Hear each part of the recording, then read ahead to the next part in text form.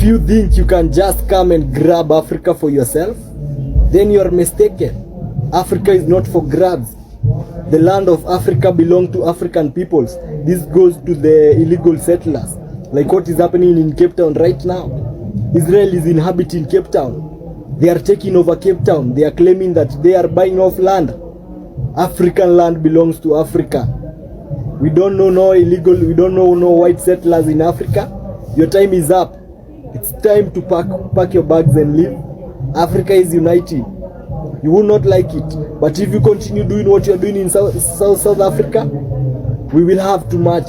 We will have to march as a whole Africa. We will have to come and solve that issue in South Africa ourselves. We will not sit down and see you gun down innocent people, chase them out of their land, evict black people out of their land. What do you mean by a chosen people? There is no chosen people. You Israelites, you are mistaken. You white people, you are mistaken. No chosen people here, man. You come to kill us and then you tell us you are the chosen people. What do you mean? If that is what is happening in Cape Town, then we are ready for you. Africa has never known no easy way. We don't know the easy way. We know the hard way. So better know that we are prepared for you, and we will not live on our knees anymore. Yeah, that is it. We are ready to protect our motherlands. If it takes our lives, so be it. There is no other great honor than that. So no, we are prepared for you. You just come. USA is planning to give out South Africa the way they gave out Israel. They are planning to give out South Africa to Ukraine and Israel the way they gave Europeans land in Palestine that have been killing people there till now. Africans, open your eye. Open your eye. These people, they want to divide you and take the other place for their own selfish gain. Are you not seeing it? Can't we unite as one Africa? We cannot unite as one Africa. Now they want to divide South Africa and push the black people away. Can you imagine? And give people that is not biological from that place, give them land.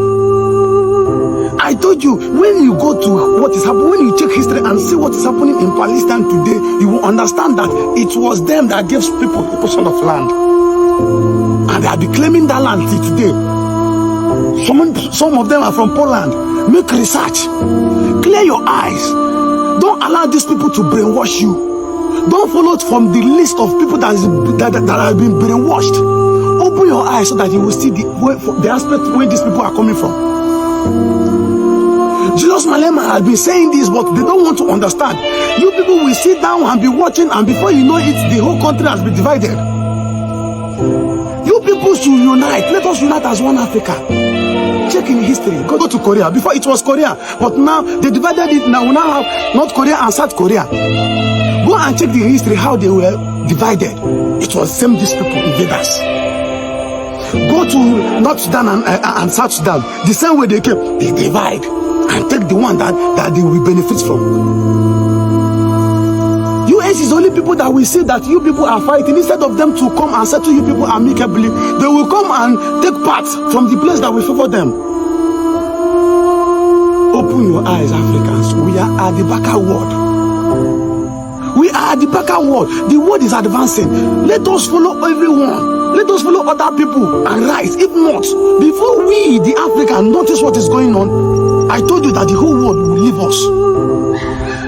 And the earlier we know that Africans belong to Africans, the better for me and you and our future. If not, our generation that is coming is going to remain slave forever. Peace out. Welcome back to Gistline. South Africans are voicing serious concerns over the growing influx of Israelis into their country and the increasing rate at which these people are buying up land. Many of them see this as more than just business. They fear that it is part of a grand strategy to establish deep-rooted control over key areas of South Africa, and they are not finding this funny at all. Now I'll be playing some clips for you to hear and listen, then I'll be right back.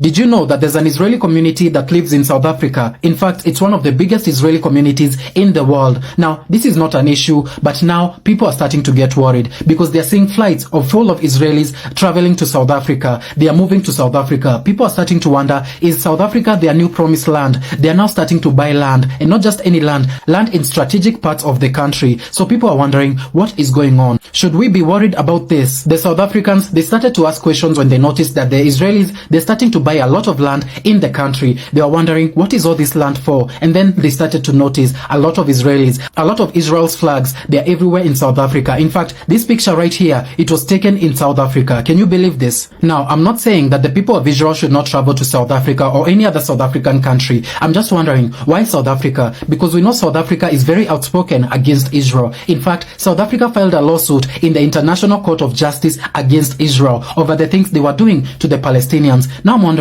why are the Israelis choosing South Africa of all countries? Imagine you wake up in the morning, you go to the police station, you find out people got shot in front of the police station.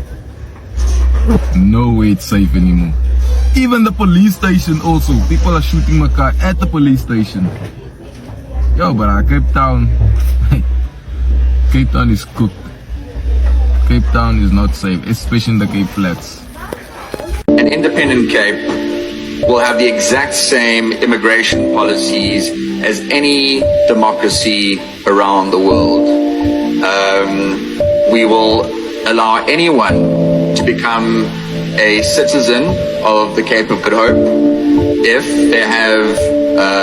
they don't have a criminal record, if they have skills that they're going to bring to our country, if they're going to bring value to the citizens of our country. So there's not going to be any hard border in which some people are allowed, other people aren't, just like any country around the world.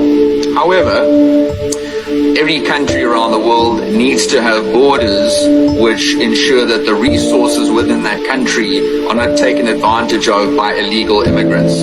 So how do we deal with that issue? Well, it's very simple. Currently, the reason we have such an influx of people from other parts of South Africa. There have been serious and severe concerns raised by South African citizens in the last month at the level of Israelites pouring into South Africa. The large amount of Israel citizens flooding South Africa, it had become alarming. They are not just going into South Africa, they are also buying off strategic location, buying off properties and lands in South Africa. Why South Africa? Why not Nigeria? Why not Ghana? Why not Sierra Leone? Or why not any other African country? Why South Africa? I think there's a lot of learning and a lot of dig into history to do here. And I'm going to explain in details the reason why South Africa had been picked by Israel as their next promised land. Okay, at their next location. This topic is not a topic for TikTok for obvious reason. You know that TikTok will mess with the video if I did on TikTok. So go on YouTube, go and subscribe to my YouTube channel. Click on the bell so that when I finish this update, you will get notified once the video is uploaded. We need to educate ourselves. I think a lot of the South Africans are now waking up to understand the reality of what is going on around them. This Israel moving to South Africa situation didn't just start today. It didn't just start in the last 10 years. It had been a long time in the making. And I will tell you the reason why. I will also tell you the history that connects South Africa and Israel. It is deep. So guys, head on to YouTube, go and subscribe to my YouTube channel. Click the bell while you're there. I will be making that update a bit later. Look out for it, okay? Don't forget, it is going to be educative and I am going to balance the update. There is nothing against one person or something against another. Like I said, it is going to be a very educative and a very informative video. I look forward to seeing you guys. But for the meantime, what do you think? Why do you think the Israelites are picking South Africa as their most favorable place to go in Africa? A man from UK want to divide South Africa into two different countries. That is the Western Cape and also the main South Africa. He want the Western Cape to be a total different country. The man is called Phil Gregg. He is from UK and he went to South Africa in 2004. And ever since, he been living in South Africa, creating a group, a movement, which is interested in this group. So they are saying that they have different mentality, that they think different than other people. So the Western Cape is rich, is more richer than the other area. In the Western Cape, there are a lot of white people. Mostly white people are in this area, but they want to be different. They want to have their own country. And this guy is meeting up with Trump to make this possible. He took this opportunity while there is a problem between South Africa and USA, because he is sure that Trump is going to agree on this movement. Saying that South Africa, the other South African, they think different than the Western Cape, and this is why they want to have their own leadership. They want to have their own president and everything that they need. So South Africa is going to turn out like Sudan and South Sudan. This one, they also separated themselves because they were not agreeing. They had disagreement between the black people and the Arabs, and also Somalis and Somaliland. They also separated themselves because they had disagreement. This is where South Africa is heading. Attention, attention, my fellow Kenyans. There is something serious happening in Africa, specifically South Africa. Tunasemanga wa Africa, let's stand for each other. Now Israel is claiming that South Africa is their next promised land. We never know who will be next. You all understand Africa hatuna missile, hatuna bomb, hatuna anything. We just have our God and prayers peke yake. We don't know who will be the next patient. If you've been watching what has been happening in Gaza, you will understand what I'm talking about. Those people don't bluff. Wakiamua ni kuinvade ni mara moja, ni kurusha makombora na kumaliza watu. So send your prayers to South Africa, because there's nothing you can offer to South Africa right now. Sasa ndio mnafaa kujua that Africa will lack a lot because of our leaders. Because of our leaders. Your leaders don't want to stand for yourselves. You have everything to make weapons in Africa. Saizi Israel ikiclaim Kenya is the promised land, it invade, and there's nothing you can do because you have nothing to fight back. Missile ikiruswa ya kwanza, ya pili, ya tatu, mumejikunja. Pray for South Africa. Kesho utamuka ujui ni wapi wanaingia. That is it. Aluta na nimeenda. They are invading us yet again, guys. And this time, be realistic. This issue is not a matter of I could have voted this one or that one. EFF, MK, whatever party, whichever party you decide on, is not gonna help the matters, because they all pledge their allegiance to one God, who is the foreign God, who is the anti-God, who is the antichrist, who is against human beings, because he himself was cast down out of God's presence, and his destruction has been determined. There's no way around it. That's what Satan is doing. He just wants to win. Alaye uNkulunkulu, because umuntu okaNkulunkulu. Umuntu was made by God for himself. That is why asetshisa umuntu ngesono, to turn them away from God. And uNkulunkulu ngoba umuntu wamenza yena, uyamthanda yena, wenzani? Wazenza umuntu wehlele emhlabeni ukuthi azonqoba ukufa, so that wena ungeke uzunqotshwe ukufa. He took your place in the dens of hell, in the dens of death. So manje into enzakalayo, noma ungavotela i-EFF noma whichever president you decide to put, if yena u-antichrist afuna ukuthi human beings must be trafficked in that land so that they will kill them and feed off their flesh and blood and cause poverty in the land, kuzovele kube njalo. Ayikho i-president engasenzeli okungcono. Nganitshela in my previous videos ngathi uJesu kuphela oyonqoba lempi, who will reconsecrate the church, who will bring back God's people and God's reign on earth. Lapha bafikile, sesiphila kusona leso sikhathi manje. Athina uJesu, ngifuna ukunikhumbuza ku-Revelation 3. Athi uJesu to the church, to the angel of the church in Smyrna, athi tell the church ukuthi I know of their afflictions and poverty, yet they are rich. I know about the slander of those who call themselves Jews, though they are not, but are all liars. They are a synagogue of Satan. Do not be afraid of what you are about to suffer. Some of you will be thrown in prisons. Some of you will be killed for my name's sake. So many tribulations are going to take place. But do not be afraid. And then he further says in the angel of the church in Philadelphia, I know about those who claim to be Jews, though they are not, but are a synagogue of Satan. I know about those liars, and I will make them come and fall down at your feet, and they will acknowledge that I have loved you. Kosho Jesu ukhuluma namaJuda angempela, the real chosen Israelites. Not those who claim to be Jews, though they are not, but just the church of Satan. Because what has been determined will be, that's according to Daniel. With Daniel, guys, with Daniel 7, he sees 4 beasts. The first one is like a lion in wings. It has a human mind. And then he sees one that's like a bear, the second one, which devours everything.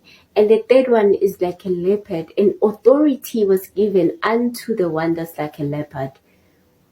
That is why all presidents of this world and the kings, everyone who's in authority, pledges their allegiance to that Antichrist. Because rulership, authority was given over to him.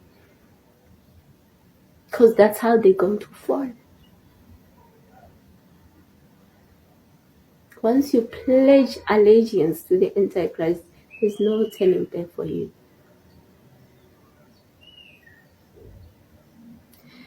And then there's 2 groups of people. There are the fake Jews and the real Jews. So, ungangitshela thina ke bantu bamnyama sake sathatha abelungu sabenza abaslaves. Sa-invade indawo zabo. Cha.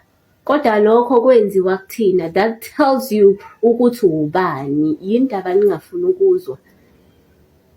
Because iBhayibheli likhuluma ngani all through the Bible. They tell you ukuthi kwenzakalani ngabantu bakaNkulunkulu ama-Israelites.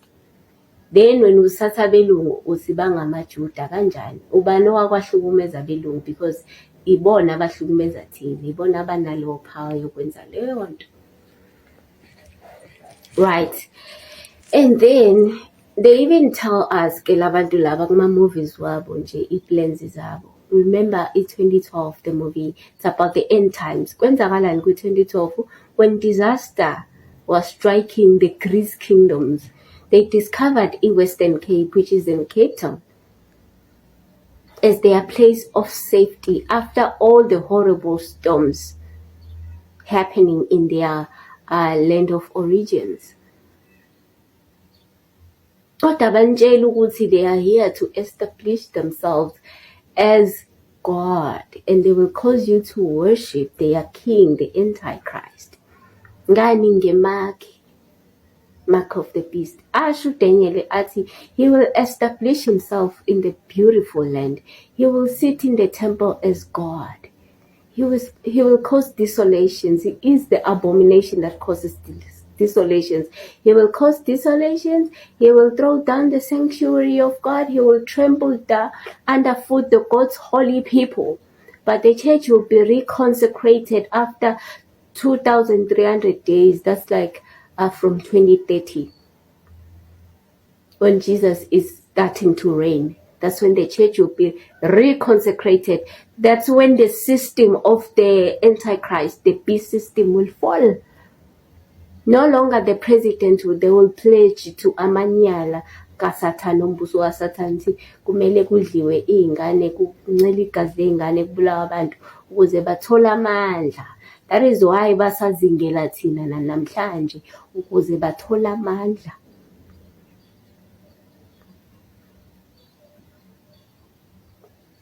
Because siphethe igama lenkosi emhlabeni. And then athi no Daniel 7 ke manje. Athi Daniel 7 verses 9. Athi the thrones were seated. Then the Ancient of Days took his throne, and his throne was ablaze with fire, and its wheels all ablaze, all set ablaze. Thousands upon thousands attended. 10,000 times 10,000 stood before him, stood in his presence, and books were opened, and the court was seated. And then in Daniel 7:13, then he sees one who's like the Son of Man coming in clouds, and he approached the Ancient of Days. All glory, sovereign power, and dominion was given over to him, to the one that's like the Son of Man. All nations, languages, peoples worshipped him, and his dominion was one never to be destroyed, is forever and ever. That is why ngale ku Revelation umnikazi wezinto zonke usethi ningasabi into enizodlula kuzo, i-tribulation enizodlula kuzo for my name's sake, because mina ngumnikazi wezinto zonke. I will restore lezo zinto kunina. That is why athi nina church yase Philadelphia, because of your endurance and noma nokuthi aniliphikanga igama lami, ngizobenza labantu abangama-fake Jews babuye bazoguqa kunina. Roles are being reversed now. Ngoba sibuswa abelungu, lizobuswa ithina izwe after 2030. God bless you. Now, land in South Africa has always been a deeply sensitive and political issue. For centuries, black South Africans they were stripped of their ancestral lands through colonialism and apartheid. The fight to reclaim and redistribute land was one of the central pillars of the liberation struggle. Yet, decades after the end of apartheid, the issue remains unresolved. Now, with reports of foreign nationals, specifically the Israelis, purchasing significant amounts of land, a lot of them see it as history repeating itself in a new form, and they argue that this influx is not merely about economic opportunity but a deliberate strategy to take control of resources, dictate market prices, and possibly exert political influence in the long run. Now, one of the most striking observations in this debate is the stark contrast in how South Africans they respond to different groups. When fellow Africans like Nigerians, Zimbabweans, Congolese, and the rest established themselves in South Africa, the response was very fierce and it almost led to violence. So the xenophobia attacks in the past have shown how quickly frustrations can escalate when the narrative centers on African immigrants taking jobs or taking over communities. Yet when it comes to these Europeans or Israelis and other foreigners buying land and embedding themselves into the country, the reaction is often muted. Why?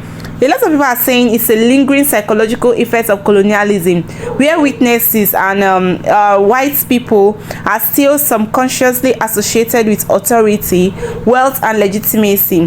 Then other people say that it is fear of legal consequences or international backlash, as attacking or confronting Europeans might trigger political and economic sanctions. The people that are supporting these whites, they say that investments bring economic benefits, it leads to job creation, improved agricultural techniques and infrastructure development, and that is what they say.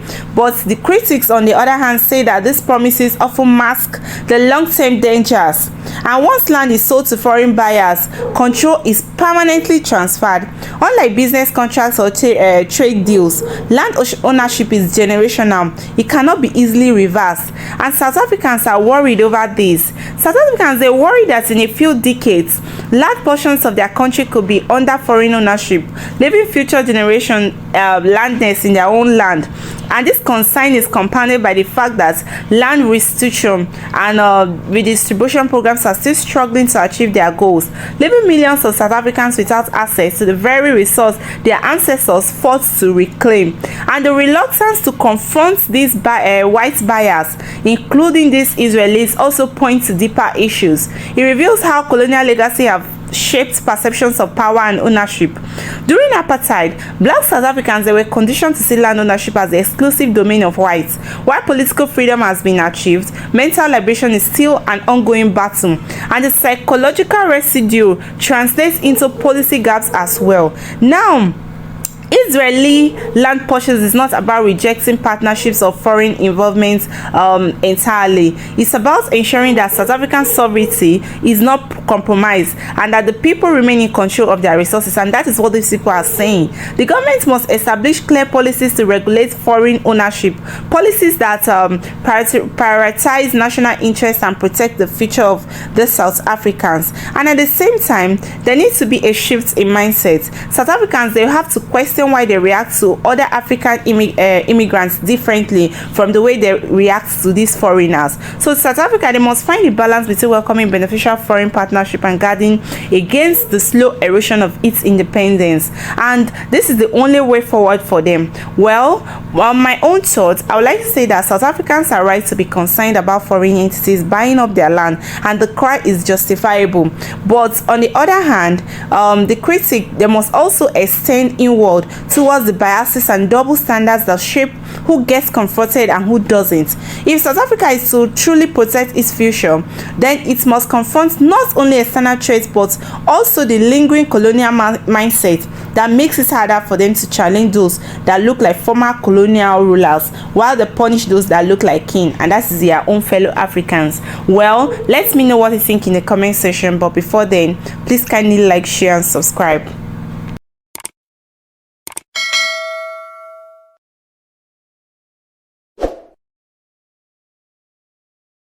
So South Africa right now is experiencing once again a xenophobic moment where its leadership is unable to sort out the problem of its people and therefore point out to the scapegoats, which are the foreigners, right?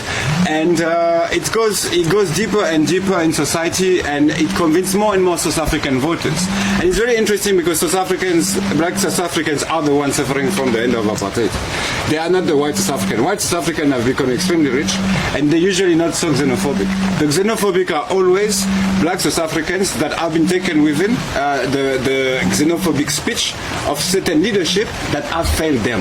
So when leadership fails its people, you end up in situations where the people be given a scapegoat, and then they focus on the scapegoat. And this scapegoat is growing because the reality of black South Africans in South Africa is terrible. It is the reality is that the government has not yet delivered for its people, for its voters, for its consistency, and the people and the reaction of a fake leadership called Operation Dudula is that we point out Operation Dudula is they organize together and they prevent foreigners from having access to public services in South Africa, even though it's according to their own constitutions. So they go as groups of 10 to 15 people at the entrance of hospitals, and they ask for people papers, whatever they have, their papers, the regular papers, and they judge.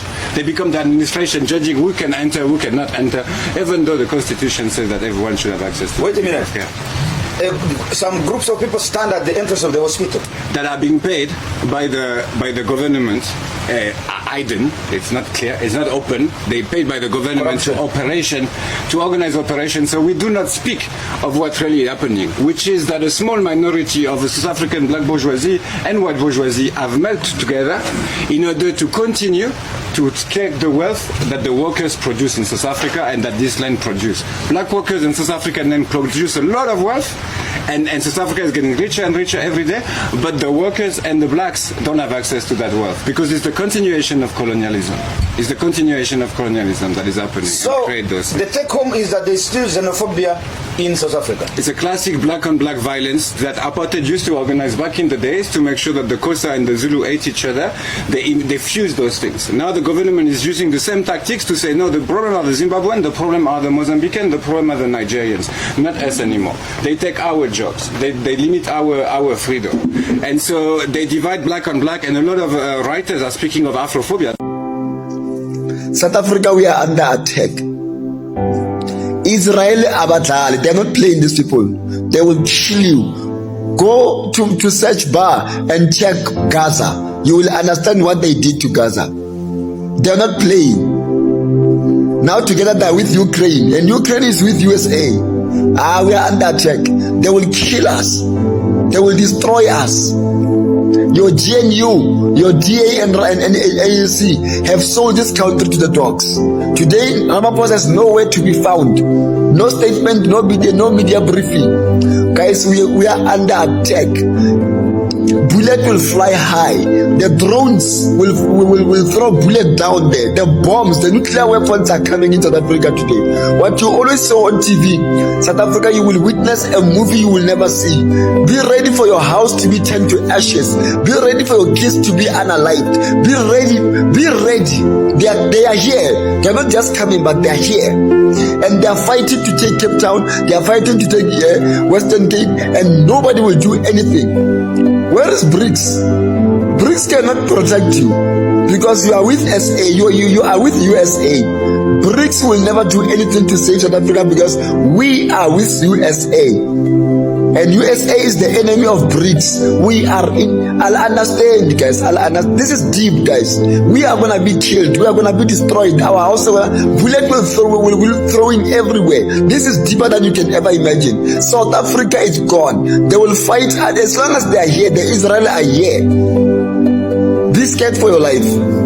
Believe me. Be scared for your life. Go and check what they did to Gaza.